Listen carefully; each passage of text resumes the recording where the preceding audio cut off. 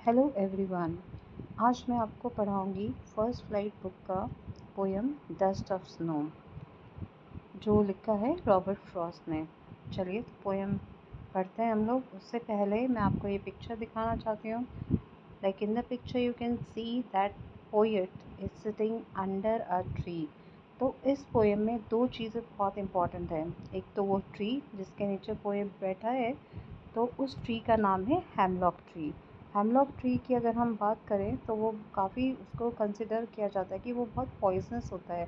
और जो उसमें दूसरी आप चीज़ देख रहे हैं तो वो है क्रो। क्रो को भी नेगेटिव माना जाता है, अच्छा ओमेन का साइन नहीं माना जाता है, क्योंकि नॉर्मली जो पोएट्स होते हैं वो अच्छे अच्छे सुंदर सुंदर बर्ड्स को अपने पोएट्स में लेते हैं, पोएट्रीज़ में लेते हैं। वो लोग क्रो को बहुत ही कम। वो हमने एक ही पोएम पढ़ी है उसके क्रो के बारे में, एक कौवा प्यासा था। क्योंकि क्रो जो है ब्लैक कलर का होता है, उसकी वॉइस भी काफ़ी हार्श होती है, तो इसलिए क्रो को कोई पसंद भी नहीं करता है ना। तो यहाँ पर जो दो नेगेटिव चीज़ें हैं, एक तो हेमलॉक ट्री और एक क्रो। हेमलॉक ट्री कैसा है, पॉइजनस कंसिडर किया जाता है, और क्रो कैसा है, नेगेटिविटी का सिंबल है। तो ये दोनों ही नेगेटिविटी को डिपिक्ट करते हैं। तो जैसा कि आप इस पिक्चर में देख पा रहे हैं, विंटर सीज़न है ना। और जो हमारे पोएट हैं वो किसी बात से नाराज़ होकर उस हेमलॉक ट्री के नीचे जाकर बैठ जाते हैं। और अगर हम सीज़न की बात करें तो ये विंटर सीज़न है बच्चों। और विंटर सीज़न में क्या होता है, जहाँ पर बहुत ठंडी पड़ती है वहाँ पर पेड़ पौधे सब बर्फ़ से ढक जाते हैं।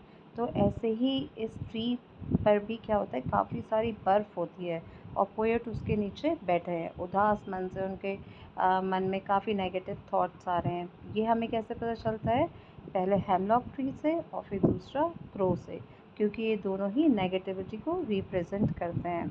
तब जब पोएट ऐसे दुख भरा बैठा होता है वहाँ पर नीचे, तभी क्या होता है कि उसकी ब्रांच पर, हेमलॉक ट्री की ब्रांच पर एक क्रो आकर बैठ जाता है। अब क्रो के बैठने से क्या होता है, थोड़ा सा स्नो जो गिरी है वहाँ पर ब्रांचेस में, उसकी धूल, डस्ट, वो किसके ऊपर गिरती है, पोएट के ऊपर। जब वो पोएट के ऊपर गिरती है वो थोड़ी सी डस्ट, तब पोएट अपने सेंसेस में आता है। तो इसके भी दो इम्पैक्ट हो सकते थे, या पॉजिटिव या नेगेटिव। पॉजिटिव मतलब पोएट ने सोचा कि मैंने अपना आधा टाइम तो बर्बाद कर दिया यहाँ बैठकर नेगेटिव थॉट्स में।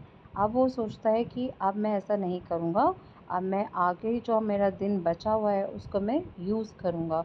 तो ये था उसका पॉजिटिव थॉट। ठीक है, चलिए आप पोएम एक्सप्लेन करते हैं आपको। Dust of Snow, written by Robert Frost. The way a crow shook down on me, the dust of snow from a hemlock tree. तो यहाँ पर पोएट बोलते हैं कि जिस तरीके से उस क्रो ने मेरे ऊपर डस्ट ऑफ स्नो गिराई, कहाँ से, हेमलॉक ट्री से, has given my heart a change of mood. तो उस स्नो के मेरे ऊपर गिरने से मेरे ऊपर क्या उसका असर हुआ कि जो मेरा हार्ट है और जो मेरा मूड है वो चेंज हो गया, और वो पॉजिटिविटी की तरफ चेंज हुआ। And saved some part of a day I had rued. और मेरा दिन, जो कि आधा तो मैंने ख़राब कर दिया था नेगेटिव थॉट्स के कारण, तो आधा मैंने सोचा कि अब मैं उसको यूटिलाइज़ करूँगा। ठीक है। तो बच्चों, ऐसा हमारे साथ लाइफ में भी होता है। काफ़ी हम लोगों को प्रॉब्लम्स का सामना करना पड़ता है कभी कभी।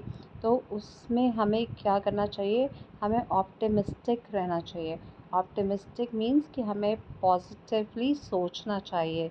उससे क्या होगा कि हम नेगेटिविटी की तरफ नहीं जाएंगे, और हमारा जो टाइम है, हमारा जो फ्यूचर है वो अच्छा होगा।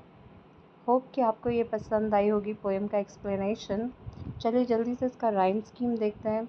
आप देखिए, फर्स्ट स्टैंजा में है ए बी ए बी, ठीक है, और सेकंड स्टैंजा में भी ए बी, ठीक। और अगर हम, ठीक है, तो होप कि you understood the poem. Thanks for watching the video.